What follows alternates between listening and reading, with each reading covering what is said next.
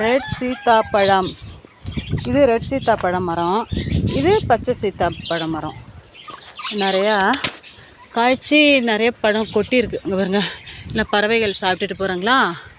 இது ரெட் சீத்தாவில் பழம் பழுத்து வீணாக போயிடுச்சு. இது நான் பார்க்கல, இன்னும் பழம் இருக்கான்னு பார்க்கலாம். இதில் இந்த வருஷம்தான் ஒரு 4-5 காய் காய்ச்சிருக்கு. அப்பா வாவ், இது பழுத்திருக்கு. எப்படி இருக்குன்னு பார்க்கலாமா? வாவ், எப்படி இருக்குன்னு பாருங்களேன். இது இன்றைக்கி நம்ம பறிக்காமல் போயிருந்தோம்னா இந்த பழம் வீணாக போயிருக்கும். அந்த ஃப்ளஷ் எல்லாம் ஒயிட்டாக தான் இருக்குது, லைட்டு ரெட் கலரில் இருக்குது. ரெட் சீத்தா. இந்த பழத்தை இவங்களுக்கு, இந்த செல்லத்துக்கு போட்டுடலாம்.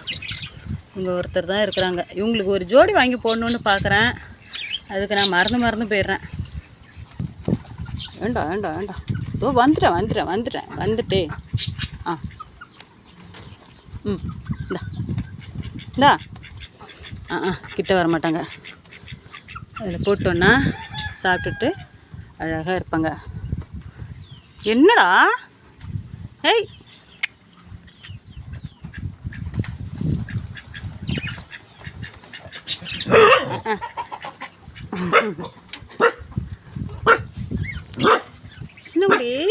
சின்ன குட்டி மற்ற எதையுமே நான் கொஞ்சிடவே கூடாது. அது என்ன பண்ணிச்சு? இப்போ நான் என்ன பண்ணிட்டேன் அதுக்கிட்ட? ஏய் பா, சின்ன குட்டி என்ன பண்ணுது பார்க்கலாம். சின்ன குட்டி ஏப்பா இவ்வளோ பொறாம.